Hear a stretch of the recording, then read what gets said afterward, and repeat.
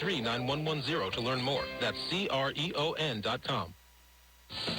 On Wall Street, after a big one-day rebound to return to selling, the Dow is down 449 points, wiping out all of yesterday's gains.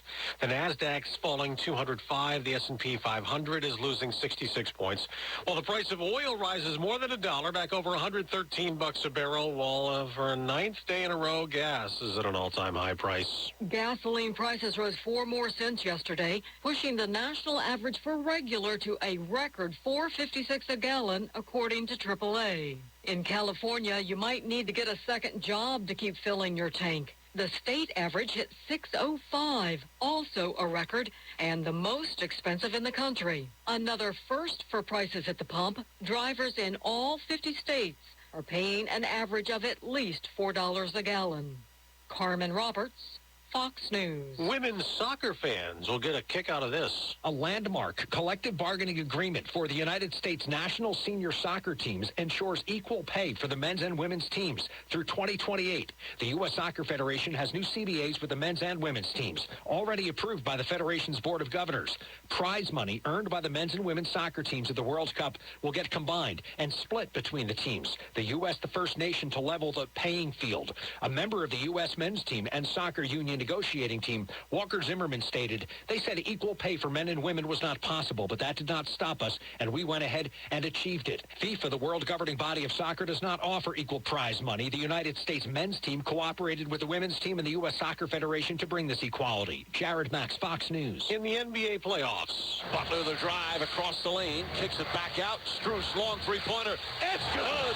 The Miami Heat beat the Boston Celtics 118-107 on ESPN in the opening game of the Eastern Conference Finals. Game 1 of the West is tonight. I'm Dave Anthony. This is Fox News.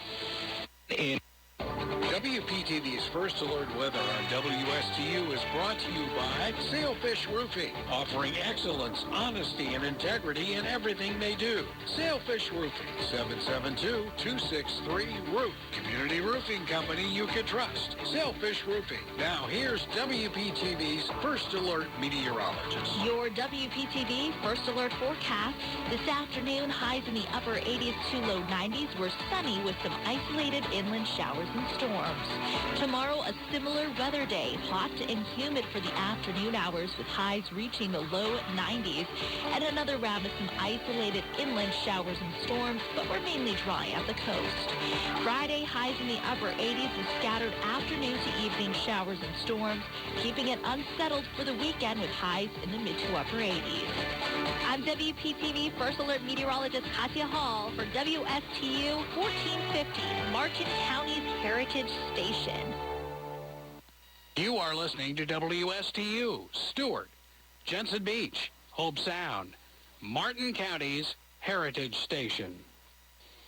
It's time now for the Casey Ingram Show on WSTU. The opinions expressed are those of the program host and guest and not necessarily those of WSTU. WSTU does not endorse products that may be mentioned. Any reproduction or retransmission of this broadcast is strictly prohibited without written consent of WSTU. It's time to call in with your questions and comments at 220-9788, 220-WSTU. And now, here's Casey Ingram. Good morning and welcome back to another beautiful Wednesday here on the Treasure Coast, and another great sunny day, even though we're heading into the rainy season and hurricane season. And I do want to remind everybody with a hurricane season that make sure that pulling a fast one on Iggy here. I got to talk a little bit about Indiantown Marina. Hurricane season, it's time really to reserve your place so you have a safe place to store your boat in case there's a hurricane. Indiantown Marina is located inland off the Okeechobee Waterway, and honestly, in my opinion, it's probably one of the safest places you can keep your boat. And the good folks out there, they're ready to take your reservations now. And honestly, I can tell you from experience, once a hurricane is named, the chances of getting a spot and safe harborage for your boat is very slim. So have peace of mind. You can visit IndiantownMarina.com and give them a call. Make sure you have a good, safe place. And hopefully we don't have hurricanes, but if we do, that's the place to go. In the studio today, we have a couple good shows on tap. For the first half hour, I'm very excited. I have a first-time guest, but a good friend, James Campo. And James, you came in today. You're wearing your certified financial planner hat, but let me tell the folks a little bit more about you. I know a lot of folks know you here around town and a lot of the good work that you've done. James Campo is president of Campo Financial Services and a lifelong resident of Martin County. James launched Campo Insurance Agency in 1983. The firm is based in Sewell's Point, offers personal and commercial insurance and investment services. James graduated from Florida Atlantic University, where he received his Bachelor of Arts degree in political science with an emphasis in taxation and economics. Postgraduate, James completed his certified financial planner coursework at the Florida Institute of Technology. He holds FINRA securities, registration 7, 6, and 63, and is licensed for property and casualty insurance 220 and life and health insurance 218. Are those dates or those regulations? Those are the names of the licenses. There we go. Okay, glad I said them then. James is a registered representative and an investment advisor representative affiliated with Cetera Advisors. Did I pronounce that right? Yes. Broker-dealer. As an active leader on the Treasure Coast, James has served as president of the following organizations, and this is going to take me a couple minutes because there's a lot. Treasure Coast Planned Giving Council, the Martin County Young Republicans, the Martin County Exchange Club, the Independent Agent Association, the Treasure Coast Association of Fundraising Professionals, and as chairman of the Redeemer Lutheran School Board. He was honored with an award from Northwood University for promotion and philanthropy. In 2005, the Florida Association of Public Relations crowned him with their Communicator of the Year award. In 2014, he chose to serve his community and was elected to the Sewell's Point Town Commission. Since then, he served as the town's vice mayor and was reelected in 2018. In 2016, he was elected countywide as the Republican Party's state committeeman with over 72. That's a large percentage, 72% of the vote. James currently serves as the Congressional District 18 chairman and is on the executive board of the Republican Party of Florida and was selected to be a delegate to the 2020 Republican National Convention.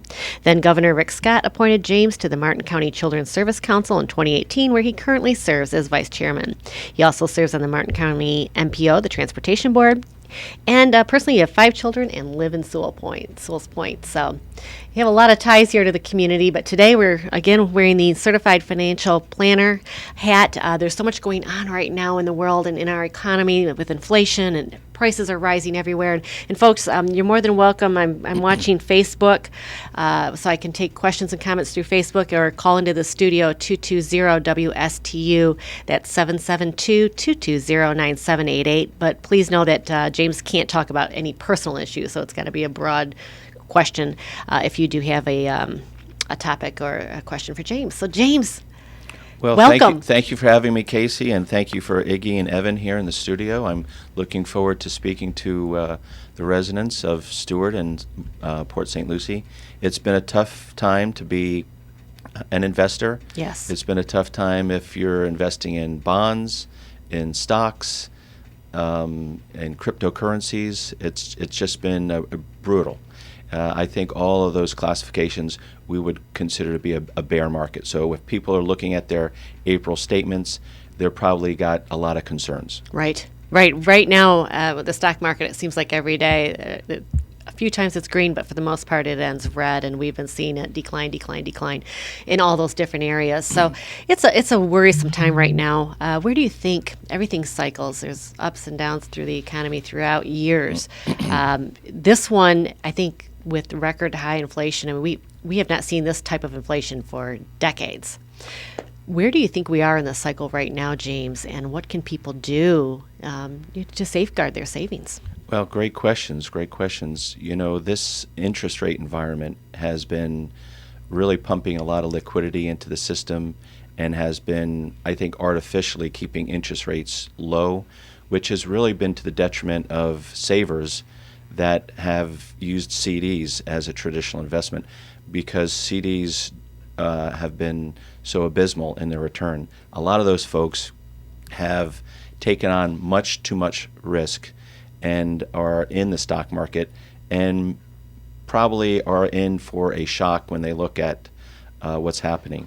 Now that the Federal Reserve has announced not just the interest rates that they've already implemented, but that they're heading in that direction, I think that this has been a game changer, and that we're probably in the 4th or 5th inning of what's happening in the economy, which has been reflected in what the stock market has been doing. The stock market is a forward indicator. So the stock market already knows that there's going to be tough times ahead. So it's time for people to get hold of what they can control, because there's so many things that are beyond our control. So that's what I wanted to talk about today. What can a person looking at their April statement do to control their own circumstances? Very important indeed, and I think that's what everybody's main concern is. Many of us, 2008 is still fresh in our memories, and the stock market, obviously the economy, everything really tanked then as well, and it's a little frightening. I know a lot of people lost their retirements then, their savings, because a lot of that was invested through the stock market. So, you mentioned they're looking at their April statements. What can people do now? Well, I don't think this is 2008. I think this is a lot more predictable because of the impetus of what's going to cause the portfolios to go down. Interest rates rising. There's a lot of data on the effect of portfolios, the effect of different asset classes. So I don't think we're in the Great Recession or a doomsday situation. I just think that people really need to get a hold of their own personal risk profiles, and they need to get a hold of their own emotions and turn off CNBC. Is CNBC a sponsor, Evan?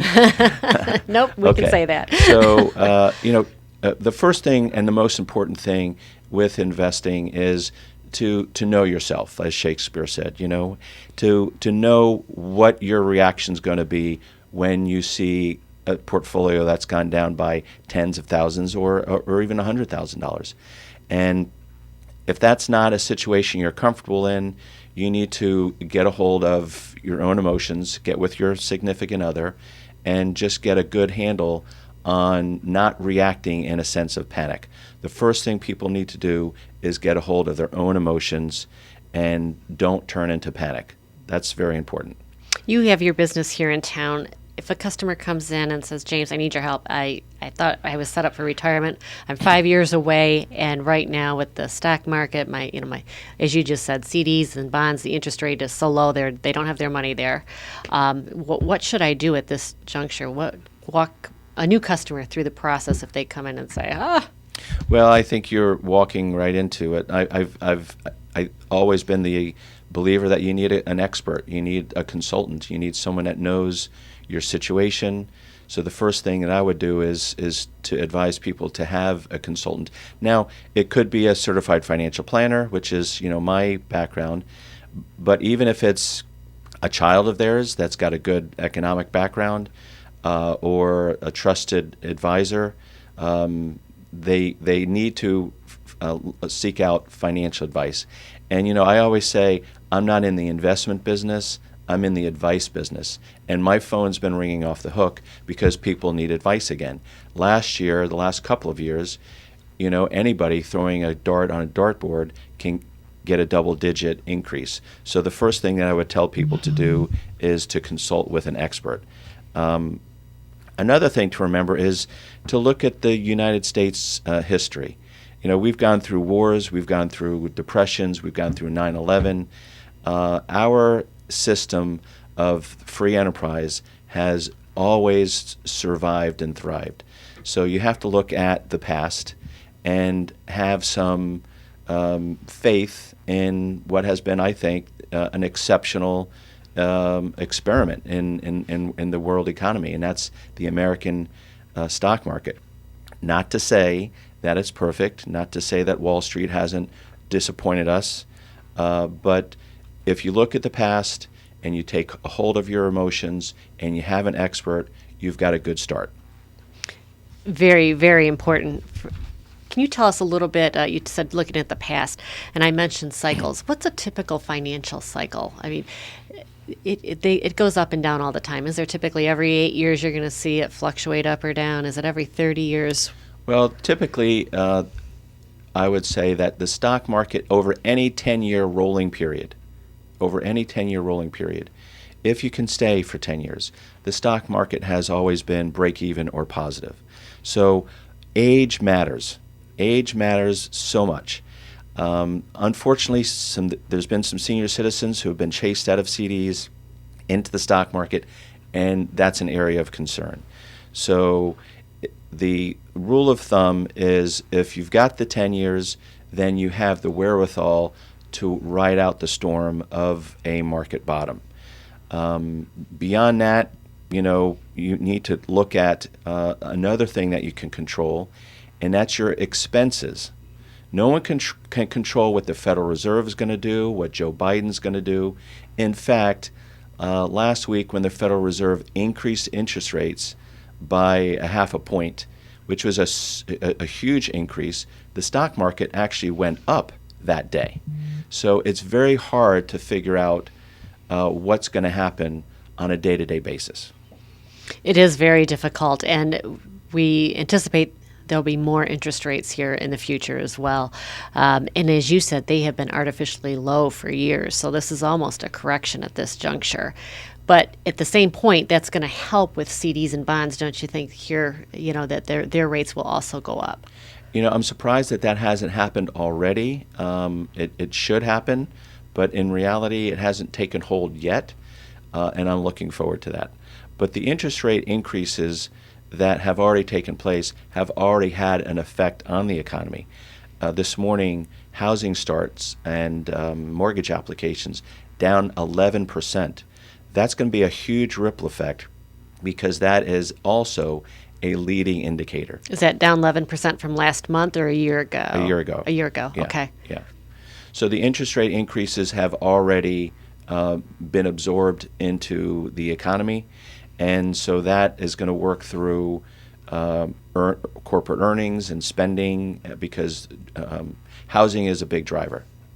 And that's really an interesting one as well, because all of us have noticed, of course, how much housing values have skyrocketed. And now with interest rates going up, it's going to be less affordable to the average person to even buy a house. And that's always something that goes hand in hand. So I don't know, do you think that it means that the housing market's going to also decrease with values now, or is it stabilized? South Florida is kind of its own animal, in my opinion, because we have so many people moving here. I don't know that we can compare this nationally. Right. Well, I think the froth is coming off of the cappuccino, if you want to say, on the home prices. I don't think you can see any immediate reductions. The realtors that I'm talking to are looking forward to hopefully more inventory. The building industry does have more inventory that's in the pipeline. So I think you're going to see more product come on the market. Look at the city of Stewart. I mean, there's a lot of apartments that have been recently completed. So there are some things to look forward to, but I wouldn't think that that's going to be anything anytime soon.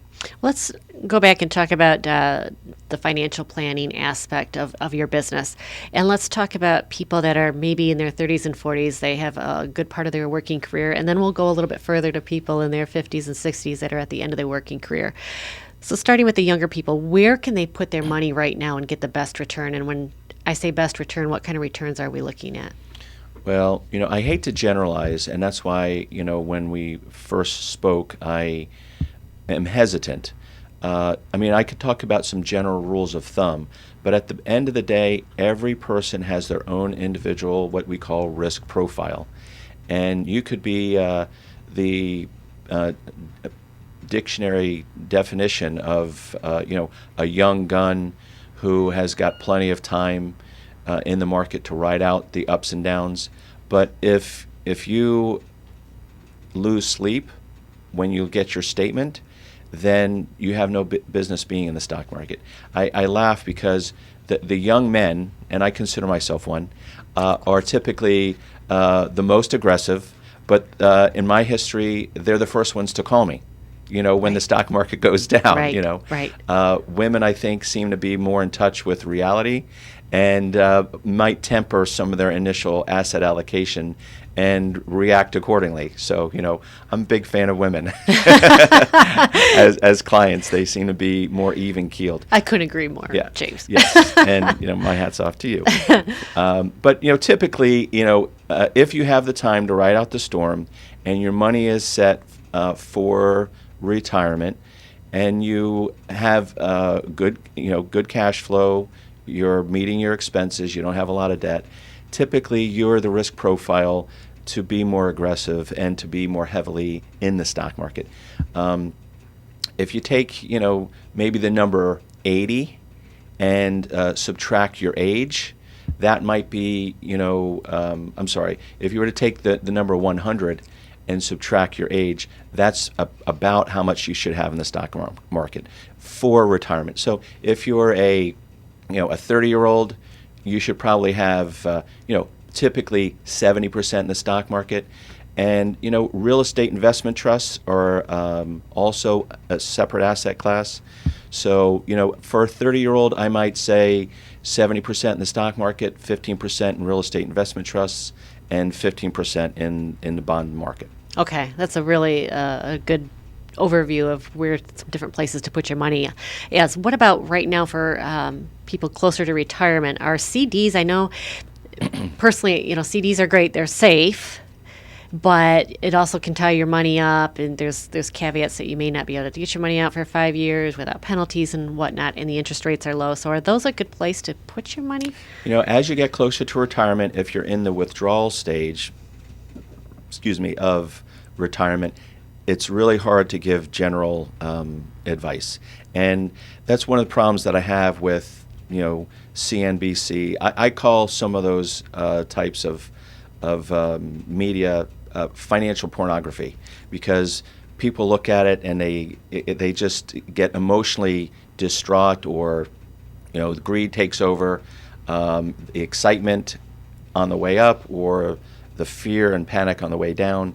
So I hate to give general advice for people in the older ages. Okay. When you are in the younger, you have a lot of time to make up for mistakes, but what you do have to do is take a look at the aspects of what you can control, and I'd like to talk about that. I don't know, I know we've got a break coming up soon, but I'd like to talk about the biggest impact on your investments that you can control is managing expenses. It's very important, and let's go ahead and do that because we got about 5 minutes left, so I want to make sure we hit this topic. Okay, so no one can control the Federal Reserve, no one can control corporations, no one can control debt.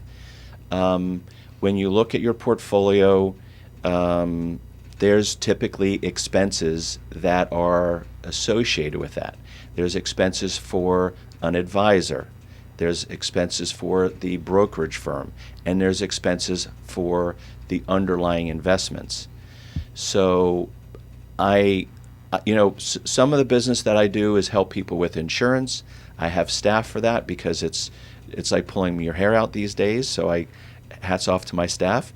But it's funny how someone will quote their home insurance every single year, but they won't quote the cost to manage their investments. And many people don't even know what they're paying to have their investments managed.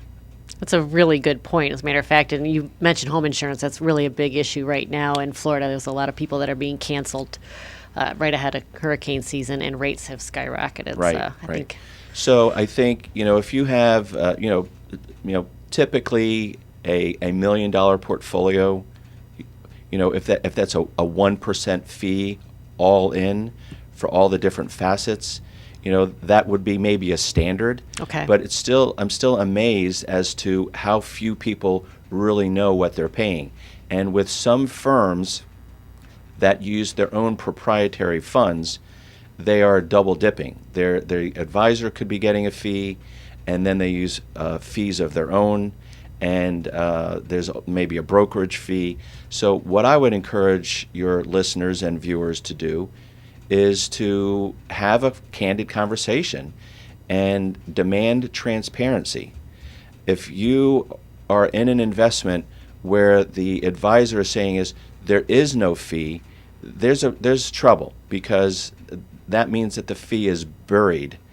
And if there's a long holding period or a lock-in, that typically means that there is a fee that's being charged internally, and you need to know what that fee is. As an example, annuities sometimes bring with them fees of up to 3%, sometimes more than 3%. Okay. So I would just, in my opinion, there's no good or bad single products in and of themselves. It's just a matter of if they're suitable. So there are advantages and disadvantages to all investments.